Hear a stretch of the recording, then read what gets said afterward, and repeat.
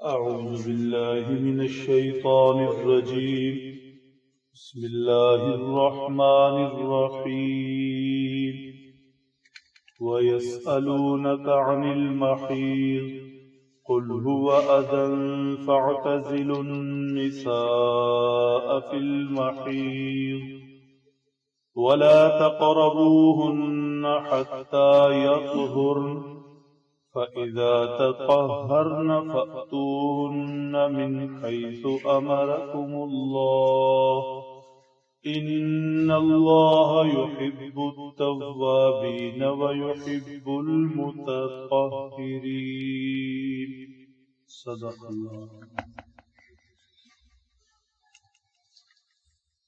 حیض ماہواری اس خون کو کہتے ہیں جو بالغ خواتین کو ہر ماہ جاری ہوتا ہے. زیادہ سے زیادہ مدت اس کی 10 دن ہوتی ہے اور کم سے کم 3 دن.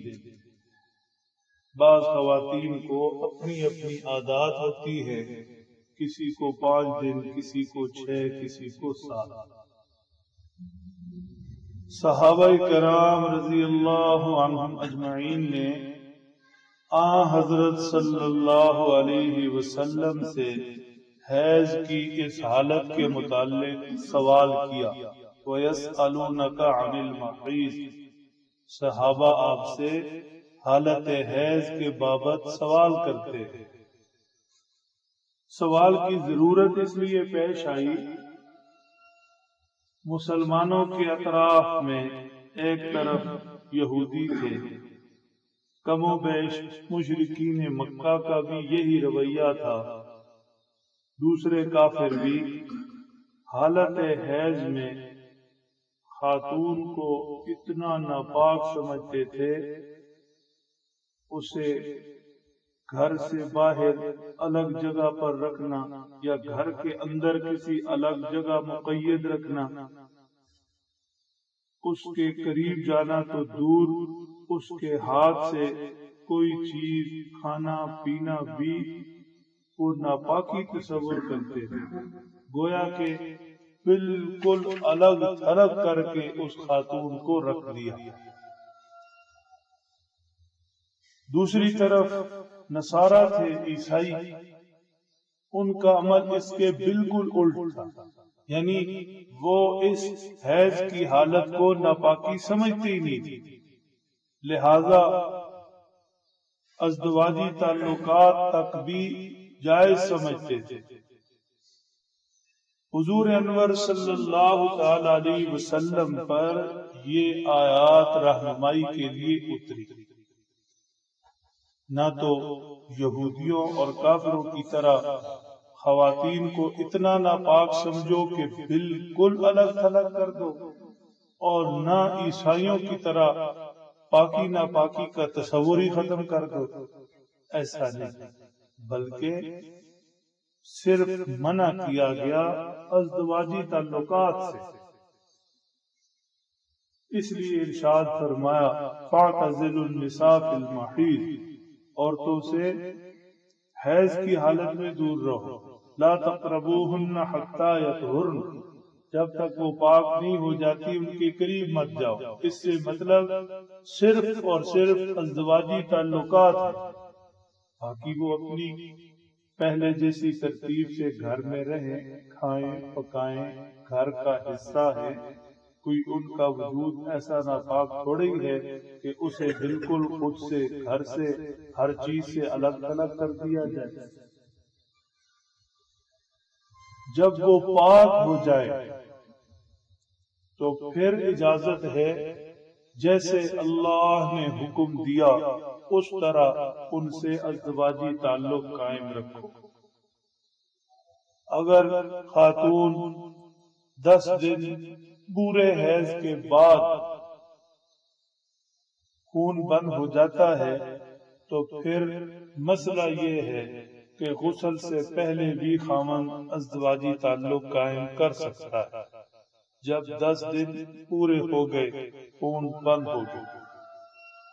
اور اگر 10 دن سے کم میں خون بند ہوتا ہے، 5 6 7 کم و بیش دن، پھر یا تو عورت غسل کر لے، پھر ازدواجی تعلق قائم ہو سکتے ہیں، یا ایک نماز کا پورا وقت، ظہر کا پورا وقت، عصر کا پورا وقت، جو بھی اس وقت کے قریب نماز کا وقت ہے وہ پورا گزر جائے، پھر ازدواجی تعلق قائم کر سکتا ہے۔